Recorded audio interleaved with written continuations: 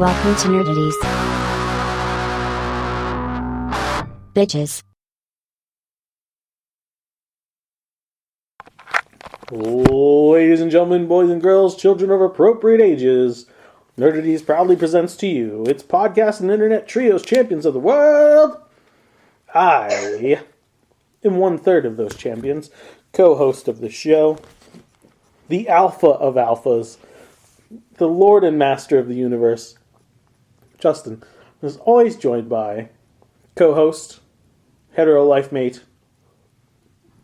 He is the king of chaos, the god of the dad bod. And the one whose 16-month-old just woke up in a crib and has to go lay her back down, Kyle. And Ooh, fun show for him to be missing for part of it. Yeah, it's like the most exciting wrestling show we've had in a year. Yep. So it's going to be fun.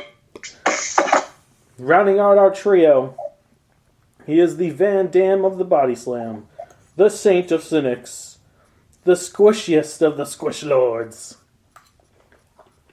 Vin, the most alpha than Justin, Steve Austin. And now prepare yourself for the man who barely needs an introduction, but I do it for him anyway. He hails from parts well known. He is the mouth of the East, God's favorite atheist. man they call Mike. And of course, our $1 million mensch, the young boy of this dojo. Boy named Joe. It's a great Johnny Cash song. I like we have an Apollo. Each one of us has an Apollo Creed level amount of nicknames now. Yeah. R.I.P. It's a level up. Well, Kyle's not here. Nope. So let's stick with the legally stuff, because then at least Mike can join in on this. Brock Lesnar was removed from the special edition 2K24 cover because allegations. Because of a destroyed life. Now, I didn't hear the details with him. Were they as bad as Vince's? The No. same basic type of stuff? Or No, his it own was special Vince type pimped of out the hardness? chick to show him videos of herself peeing, because apparently that's a kink of his. Ew. What is it with rich, powerful men and excrement? Ew. He was supposed to meet up with her, but then she got COVID. What am I saying? I'm poor and I still like talking about shit. But I don't like looking at it, so yeah, there's a difference. Well, it's urination and not defecation. But he shit on her, so he's all about... Well, Vince is, yeah. Yeah. Well, didn't he shit on her head while she was blowing somebody? Yeah. So now hear me out. Whoever she was blowing, assume the woman's on her knees, you're standing up. She gets dumped on her head. It goes up, bro.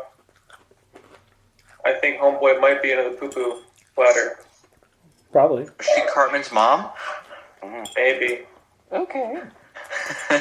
That's insane. All around disturbed Ew. white people Ui, shit. Scheißenjäger. Okay. But yeah, Brock, and they're lucky for them, we're in a digital age. They don't have to really worry about the physical copies. Just, Yeah. not just the cover. Is I mean, he not in the game at all? It wasn't. No, I'm sure he'll be in the game. He's just removed from the cover. Okay. He's probably pulled from the game from now until everything comes out fully of how involved he was. And then, I'm sure he'll be DLC until some kind of verdict is reached, and then they just might not put him in. Brock just disappears from the game. You get 50 cents reimbursed. Well, that's what I'm saying. If they keep him as DLC, they don't even have to worry about it.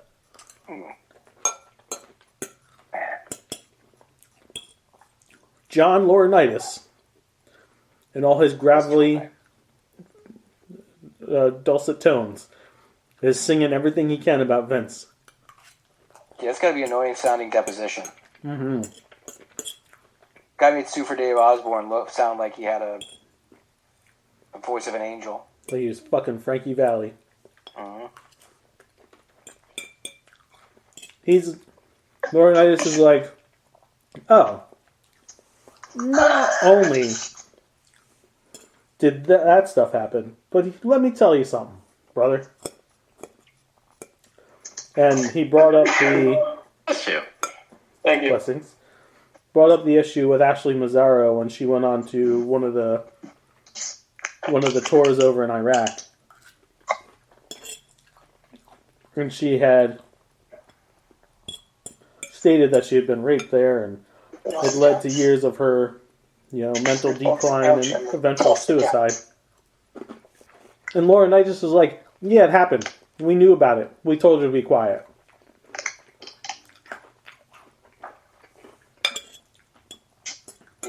If you had asked me who the Henry Hill of the WWE was going to be, I would have said Laurinaitis.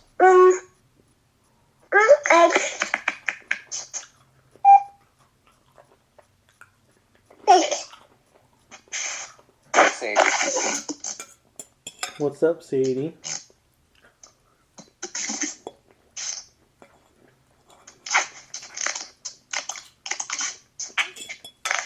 So, and Laurinaitis is like, but wait, there's more.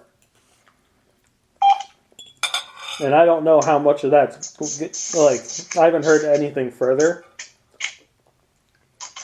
But I'm going to assume that by the time this thing even hits the fucking court,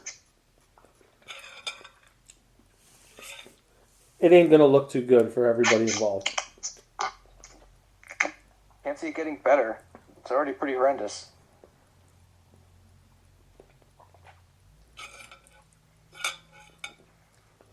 Especially if Laurinaitis is over here getting offered a fucking plea deal.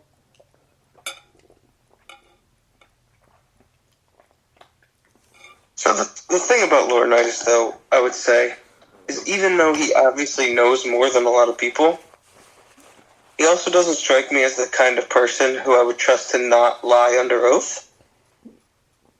Sure. But So if he thinks it would get himself a better deal, I could absolutely see him just making shit up. Not obviously everything, because some of the stuff he's going to say is true, but I could see him embellishing it. maybe. I feel like at this point, embellishing is just a bad idea. To try and get more attention on other people, to make crap up. It just seems like That's the you're thing. just trying to make yourself look bad that way. The problem with embellishing it at this point is if he's offered this deal clearly to sing, they're going to double check.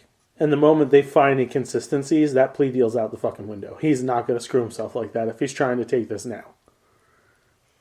Yeah, you find that in most plea deals. They don't play games. No. Tell the truth. Even lies of omission will get you burnt in a plea deal.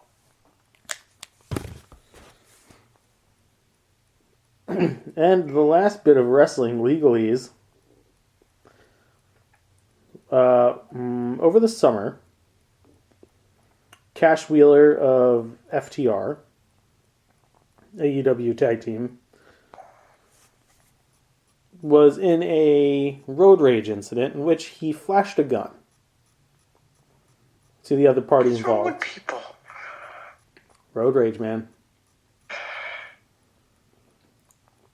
Well, last August, ahead of the All-In pay-per-view in London's Wembley Stadium, Daniel Cash Wheeler, one half of the former tag team champions FTR, was arrested in Florida for aggravated assault with a firearm. The incident took place in July. Wheeler was arrested and arraigned in August, and things have been relatively quiet on the front in the months since. Wheeler has regularly appeared on AEW during that time. Now it appears Wheeler is being met with criminal charges stemming from the incident. According to PW Insider, Orange County, Florida prosecutors are moving forward with criminal charges against Wheeler. He previously pled not guilty to the charge of aggravated assault with a firearm. Under Florida law, conviction could lead up to 5 years in prison, 5 years probation, and a fine of $5,000. The choice to move forward with criminal charges against Wheeler was made on February 1st. There is currently a hearing set for February 20th. According to initial arraignment, the incident that led to Wheeler's arrest took place in July 2023 and was believed to be a result of a road rage situation. Wheeler allegedly flashed a gun at the other party involved, and his attorney claimed that he didn't know the other party involved.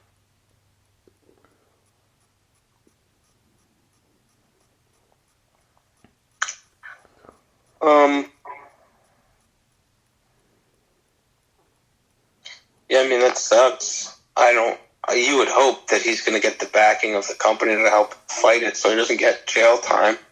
I mean, even if he gets hit with fines and probation, you would think that the company would want to keep him out of jail, considering he didn't actually physically assault anyone. Yeah. Pretty bad look, though, when your guys is going around brandishing a gun anytime he has a problem in a car. I do wonder how involved Tony would want to get something like that. Yeah. I will say, I would be interested to see who he brings forth as a character witness.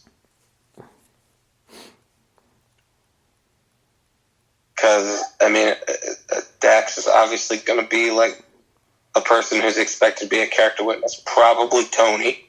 Probably. Other higher-ups in the company, like maybe like Jericho or Danielson, right? And wouldn't it be some shit, knowing how close they had gotten, if like it's all of those guys, and then CM Punk is also a character witness? I mean, Punk probably... The guy who actually assaulted people in a locker room twice. Yeah.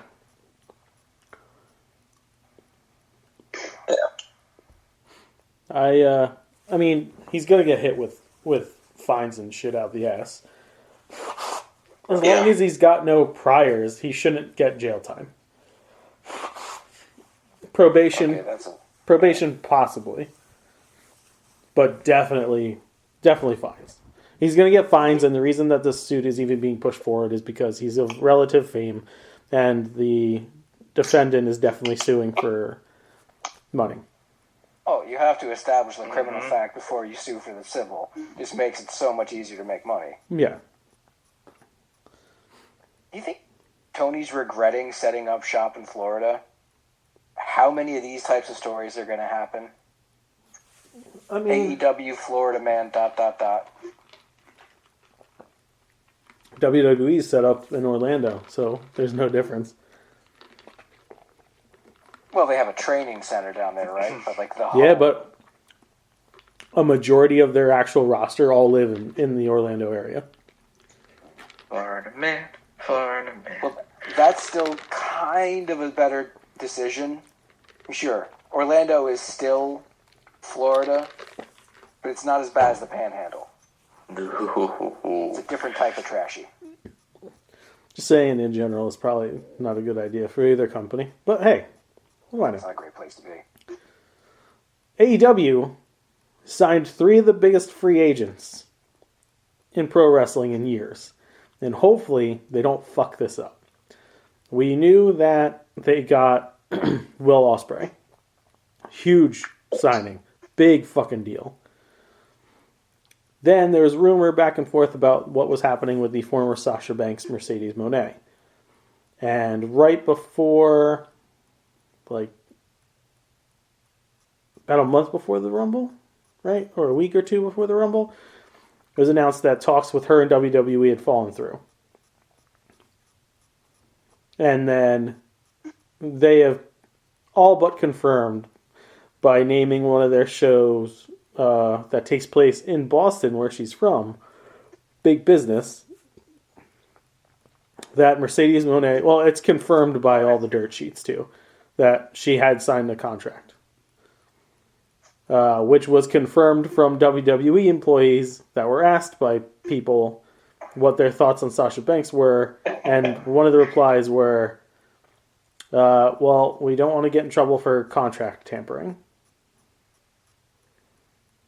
So, big signing number 2. And then, New Japan's, like, biggest name in a long time, one of, Kazuchika Okada, was like, hey, I'm leaving New Japan because I think I've done enough here. And then the internet was like, oh, he's going to show up at the Royal Rumble. And he didn't. Spoilers. And it was confirmed last night that Okada has signed a contract with AEW as well. The big thing, I think, with him siding with them was Tony was all about, hey, you can still live in Japan. I'll fly your ass to the States to do shows if I have to. Where WWE is like, you're going to have to relocate like everybody else does.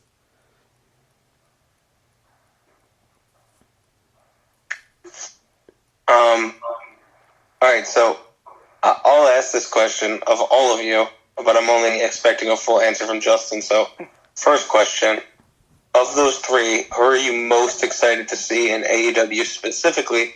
And the second question is, who do you think is the least likely to be fucked up in AEW?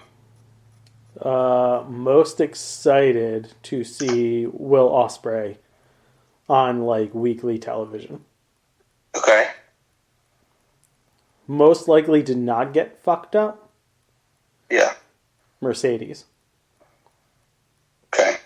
Because we know how specific she is going to be about the amount of time she gets, the amount of thought and detail that's put into the women's division, and yada, yada, yada. Because that was the point of contention she had with WWE when her and Naomi threw the belts at the Triple H backstage and left the fucking live show. Yeah. She's not playing that game. So, I asked the question the way I asked it because if we were saying who am I most excited to see in a company in the United States, Yes. my answer would be Okada. Sure. But because it's who am I most excited to see in AEW, it's Mercedes because of her being in charge of her own creative. yeah. Specifically for that reason. If this I think because Will has been on AEW with his stable, he is going to be the hardest one to fuck up. Because he already has established the fact that he can wrestle, and he can wrestle the guys on the roster. Sure. If it was Okada 4 or 5 years ago, I would be like, yeah, absolutely Okada. But that's nothing against him. He's still a great wrestler. But it's not, it's not gonna. We're not gonna get peak Okada. Right. What we could get, though, is a Chaos reunion, which is just going to still delight me Yes. to no end. Yeah. Like, About that. yeah, I would love that. The Royal Rumble happened since the last time we have talked, and Mike actually was here to watch it with me. Yes, indeed. I put more interest into that than I did the big game. That is true. Now I'm just waiting for the results to load. The big game kind of sucked, huh? Well, as a game, it was pretty interesting, but I was there for the commercials, so. Yeah. Preach. There's some good ones. All right, here we go with the WWE Royal Rumble from January 27th, 2024. Bayley won the WWE Women's Royal Rumble, the most entertaining Rumble of the night. I feel. Agreed. I was going to say that. The most entertaining of the two. Yes. Yeah. Of every match for the whole fucking night in general, but yeah. Oh. There was actually story to the progression in this thing. And you know how Royal Rumble should be different little kind of vignettes, different stories happening, that the one that makes the most sense tends to win. This actually did. And they used it to set up a very important superstar for the future. Well, I don't think we shared this on the show, or shared it with you guys, but Justin and I texted each other our predictions. Yes. And I don't remember how many Justin got right, but I only got one wrong. I was very proud of myself. I think I called this one. Yes. Let me first off, I got very excited when fucking Jordan Grace's music hit. I was like, fuck yeah, Jordan Grace. But yeah, like Mike said, they established some future superstar here, and it was a good Rumble. Next up, Roman Reigns defeated AJ Styles, LA Knight, and Randy Orton. I called that Roman was going to win. I did not think AJ was taking the fucking pin, though. No, we did. Did we? Remember, I originally said Orton. Right. Yeah, I originally said Orton because I thought that the fourth person in the match was somebody different. And then when you were like, no, AJ's the fourth person, then I was like, oh. And I think we were both like, it's going to be AJ that takes the pin. It was supposed to be just Reigns versus AJ. But AJ was like, well, I don't want to go... No, maybe it was the three-way. Somehow it was AJ was like, I don't want to just go in there for the sake of being in this match. So I think that's how it turned out to be the four-way, and that's how AJ took the pin. It wasn't a good match. I don't know what we were doing when it was on because I didn't watch it. We were eating? Eating. That explains it. We were eating. Logan Paul defeated Kevin Owens to retain the WWE United States Championship. Sadly did watch this one. This was the one I got wrong. It wasn't terrible. Yeah, I told you he wasn't dropping that belt. Logan's a good heel. He's just a natural piece of shit that you don't like anyway. So, it translates well into the world of wrestling. And then we had Cody Rhodes win the Men's Royal Rumble, which I did not think was going to happen. This was the one that I got wrong. I thought it was going to be The Rock. As a big fuck you. Or it could have been Punk, but that couldn't have happened anyway because he hurt himself midway. I was so close. My predictions were so good, guys, that I told Justin who I thought the final four wrestlers were going to be. Yeah. And they were not the final four, but they were four of the final five.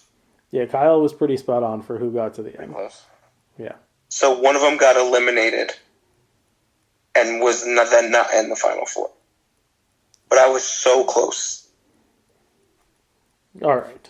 Now this is going to spur us into our big final topic. So Cody Rhodes wins the Rumble. Right? He's going to go to WrestleMania. He's going to finish the story. He's going to challenge Roman Reigns. Then The Rock shows up. The Rock shows up and he's like, I'm going to fight Roman. And the fucking internet and crowd lose it. Right?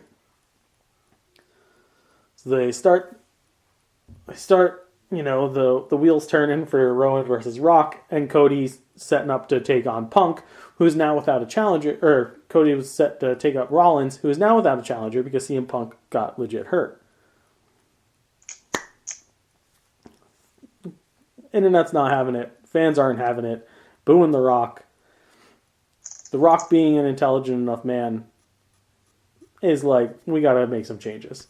So they had this big press conference last Thursday in Vegas, right? And out comes Roman. Out comes The Rock. They jabber back and forth a little bit. The Rock, I think it was the day before on Pat McAfee's show, called the internet the Cody crybabies, for all these people that are like boo-hooing about The Rock getting the spot against Roman at WrestleMania, which, honestly, you're not going to get a fucking bigger match than that. And you're not going to get The Rock to come back and do something that isn't a fucking main event. Right? Yeah. You would think. So The Rock puts up the Samoan family tree, and it's got like all the fucking Samoans in the business and how Roman and him are related via like business family and the whole thing. Then out comes Seth Rollins. They set up a PowerPoint? Yeah. Then out comes Seth. Seth has some issues here. The Rock and Roman shake on the match because Roman picks The Rock to face at Mania. Out comes Cody. he starts talking shit about Roman and dishonoring his family. And The Rock takes that personally. He bitch slaps the taste out of Cody's mouth. It was a pretty solid fucking slap. They start jawing back and forth. The Rollins gets, he gets heated. He starts, and it was great because they didn't hold back. Everybody was cursing. It was awesome. This wasn't an actual show. They were just... Yeah, no, this is just a press conference. So, Seth's yelling at Dwayne. He's like, who the fuck do you think you are? You can just come in here and steal someone's spot. He's like, that's the problem with you types. Just going off. And I was like, yeah, okay, I'm digging this. This is going to be good. So they're just doing a bunch of shoot work? Triple H is in the middle of this. They go to they're setting up for the next presser, and they shoot to the back where Paul's talking and walks Dwayne and Roman and Paul Heyman, and they're like, The Rock's like, you better fix this. He's like, have him talk shit about my family again. He's like, and you hear it on the unedited, on the live version. He was like, and I'll knock his fucking teeth out. Damn. Yeah, it's great.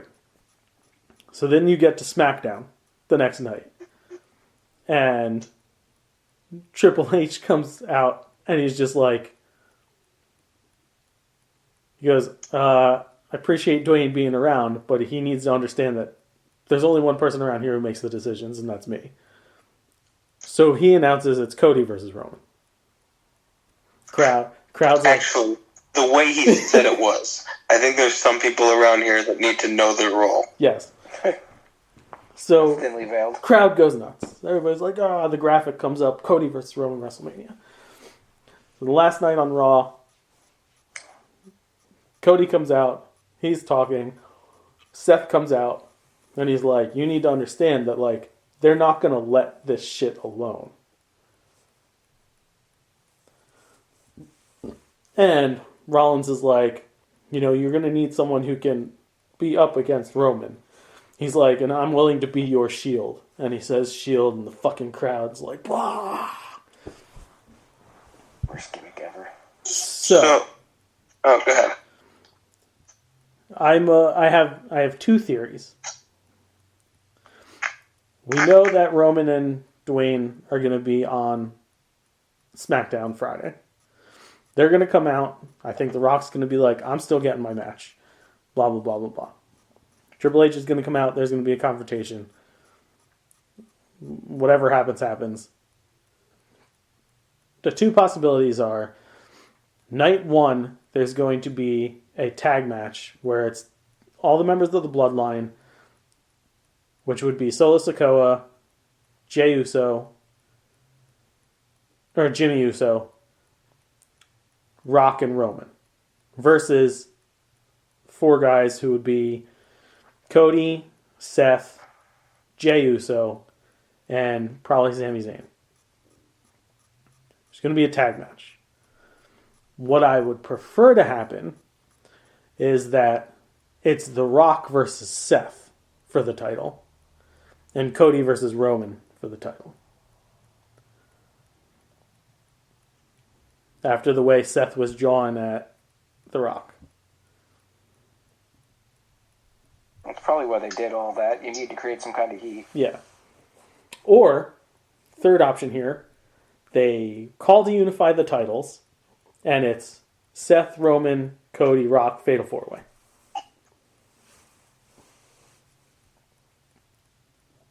It would be a lot nicer if they did a unification smoother. If it was kind of set up and wasn't forced to be. But I do like the idea of unification. It doesn't make sense to me that you have two big... I hate that idea. You don't like unification? I hate the idea of unification. I'm not saying that they won't do it. I'm saying I hate that idea. Because if they were going to do that anyway, what was the point of ever creating a new title for Seth to hold? Well, that was before they reached a TV deal where Raw's exclusively on a fucking streaming app. So that means that they're not going to have a split roster once that starts up on Netflix. because you're going to have people that are not going to pay for Netflix to fucking watch Monday Night Raw. And they're going to want to see who they want to see on fucking SmackDown. So with roster bouncing back and forth, you're going to have to unify titles. The tag titles are currently on one team. I mean, I guess that makes sense, but I would still not like it personally. I understand. Because I think it undermines Seth Rollins specifically. But I think you're onto something with the everybody wrestles 2 matches kind of thing. Yeah, it's absolutely going to happen. I just don't know if I think the first night's going to be 4-on-4. However they will flip it. They're like, Cody could take Roman the night before, win the title, and then... Here's an interesting thought. Cody beats Roman, right? Then on the next night is the tag match. Tag elimination comes down to Cody Roman again. Cody puts Roman away. He's completely worn out. Out comes Damian Priest, cashes in the Money in the Bank, beats Cody on the last night of WrestleMania to take the fucking title off of him. After the fans get their happiness the night before with Cody winning the title, it then gets fucking taken away from them when Damian Priest cash in. That sounds like a Vince type of cruelty. I know, but I'd do it. Yeah. I mean... He's got to cash... He literally has to cash that in within the next... He doesn't have to cash it in against Cody. No, he doesn't. He can cash it in against Seth. Or he pulls a Seth Rollins and cashes it in on Roman while like Cody's knocked out in their match. Do you remember that fucking night? When it was Roman Brock. Was it?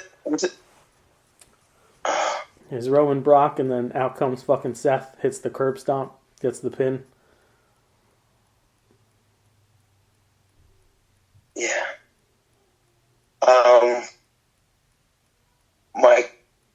Okay. So I do just want to say this on the topic, not necessarily about the overall plan, but I mentioned the unifying the title thing undermining Seth specifically. Yes. I don't know how good the memories of everybody in this group is going back, like the amount of times we've done. But I've not been the biggest Seth Rollins fan. We know. There's a lot of things about his demeanor and like his tics and stuff like that just irk me. But in the last year specifically, like the longer Roman's been off TV and the more responsibility Seth has had to carry shows and the whole Monday Night Rollins thing as that has like continued on, and he's established himself as like arguably the most important person in that company in the last year, I've really, like, my appreciation for him as a performer has grown a lot. And even though I don't specifically like his wrestling style, there's like, it's hard to argue the fact that the guy can go. He's consistently over with the fans. He's a workhorse and will do whatever it takes to either put somebody over or to do what's best for the story and the company. Like, he reminds me of the wrestlers that, like, I loved to hate when I was a kid. The guys that you knew were just going to stick around and, you know, it's to the point now where, like, I have actually grown to like him. And I don't want him getting screwed for the benefit of somebody who's not going to be a full-timer.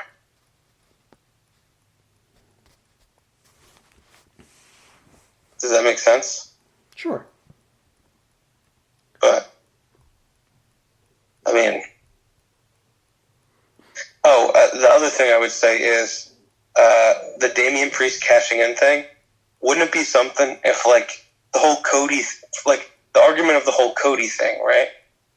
Like, if it ended up being Drew and Seth, and Drew won, and then immediately got cashed in by Damian Priest. That's the problem is even if Priest cashed in on Drew, he's not taking that fucking title off of Drew, unless Drew's legit done with the company, and that's how they handle not having Seth pinned by Priest and Priest getting the championship. I think personally that's how I'd write it, but who knows? Side note, not me for sure. Side note, could you imagine after landing those three in AEW, McIntyre leaves the company and they snag him too? Yeah, well, so here's the thing. This is just going to keep happening, right?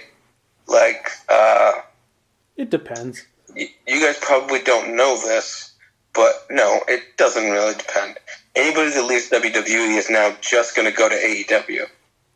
They're not going to go to New Japan if Okada's not there anymore, if Ospreay's not there anymore. Well, they're not going to go to New Japan to have a feud with Dave Finlay and Zack Sabre Jr. It depends. Right? Like, as good as those guys are, they're not going to do that, and they're not going to go to TNA anymore because the guy who has turned TNA around in the last year is done with the company now. Scott D'Amore. I forgot. And I can't believe you didn't put this as a bullet point to talk about today. Got fired. Yeah, he's done with the company. The guy who completely turned that company around in the last year is done with that company now. Have you heard? And he better get hired by AEW. Have you heard as part of their creative? Have you heard anything as to why? As to why, the only thing I've heard, and it's pretty much the same story, so I think it had a single source, was that he wanted to continue growing the companies by spending money on hiring people, and the people in charge of the decision making were basically like happy with the size of the company and how they were doing and didn't want to spend any more money. They're on the cusp of becoming a hot product. Like they're shooting themselves in the foot for it. Well, that's the other thing too. Since you brought up hiring Scott D'Amore, which they should, they hired Rocky Romero. Yeah, I mean, I don't know very many people that are happier about that than me, man. I love that guy. Rocky's now front office AEW. I love that guy. Imagine a world where if for some reason Tony gets taken out of it and the guys running this company are Bryan Danielson, Rocky Romero, and Scott D'Amore. I would have absolute faith in the three of them to carry AEW forward. Sure. Yeah. I wouldn't even question it. No. It would, and I'm glad Tony's kind of acknowledging without acknowledging that he needs people to take over because he can't do it all. And the product has been suffering because of it. And if you're bringing in someone like Mercedes Moné, and you can see the attention the women's division has gotten lately, because they're more than one segment a fucking night now, which is fantastic. Like, you've got to get people in power now who can run the show that you need to run. Like, you need to go back to getting over 1 million fucking viewers a week. You need to pull eyeballs again. And those guys can do it. And you imagine them scooping up fucking McIntyre? Yeah, right. So if I had to say my top 5 things for AEW, knowing that those three are signed now, right? Number 1 thing for me is get ROH a TV deal. Yeah. He's been trying. That's number 1 is ROH TV deal. Number 2 is hire Scott D'Amore. Number 3 is McIntyre. Number 4 is Josh Alexander. And I don't even know if I have a number 5. Oh, yeah, of course. Number 5, Motor City Machine Guns, because of the Motor City Machine Guns. Oh. And even though they're not wrestling as a tag team now, because I'm pretty sure they're still both champions. I just love those guys. I want to see them everywhere. Number 5 for me would be picking up Steen when his contract's up this year. Is it? Yep. Oh, my God. Imagine. Because you know he's leaving. He's absolutely not staying. I don't know, man. I thought he was leaving last time. His 3 best friends are in that company now. Yeah, but he re-signed last time, and that was the case. Because I think he was still a little nervous, but then after Cole left... Could you imagine? Yeah. Oh.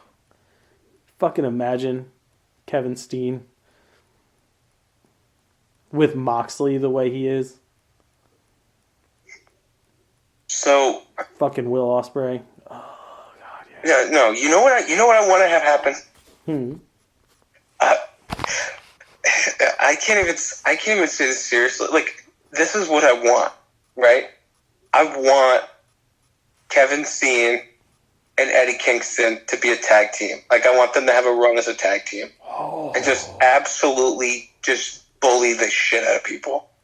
I never knew I wanted something so much in my life until right now. Yeah, I just want to see them brawl and just, oh my God, it would be amazing to watch. And think about the promos that they would cut together as a duo. It would be It would be incredible. Any team up against them would be fucking just annihilated. Yeah. It would be such great television. But that's the thing, though. That would never happen, I don't think. You never know. I don't think it would ever happen.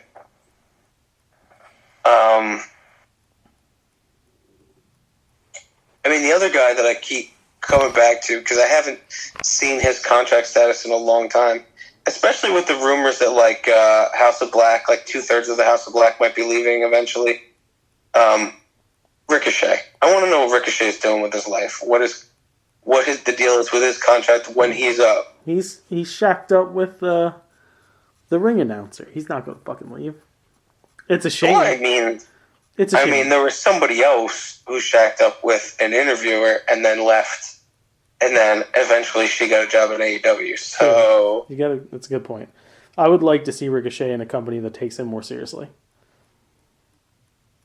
Yeah, I would like to see Ricochet come into a company and immediately become a mid-card champion. Yeah. And get like year-long run with a title. I also would like a modern Ricochet Will Ospreay match on fucking television. I would also like, because I don't know if they ever wrestled each other, Ricochet versus Swerve. They had to have at some point, but yes, give me that too. Actually, I don't know if they've wrestled each other outside of Lucha Underground. Yeah. Because he was Puma in Lucha Underground, right? Yeah. Yeah. So Puma and Killshot definitely at some point wrestled each other. Not like Spider-Man villains. All right. We're not going to get better than that, and I don't want to. Because the thought of Eddie Kingston and Kevin Steen in a tag team together, it sucks me. It's really nice. I like it. That's the cherry on top of the whipped cream on the sundae.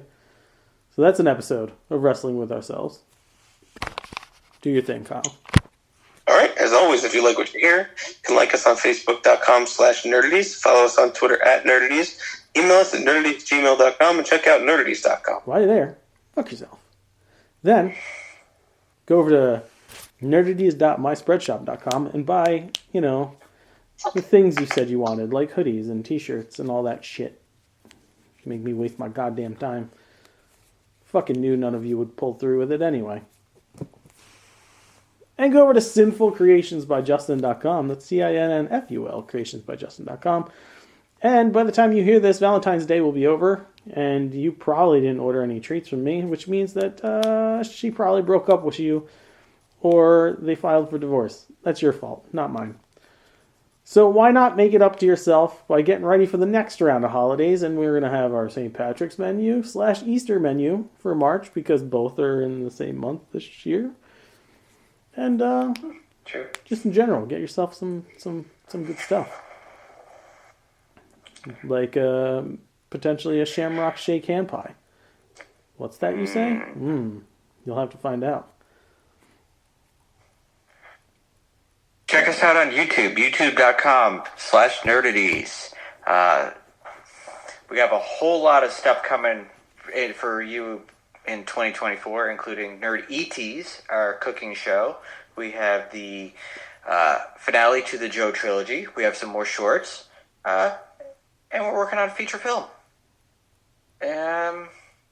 Plus a lot more fun videos, we're just going to throw in randomly because that's what we do. Joe, what's next week?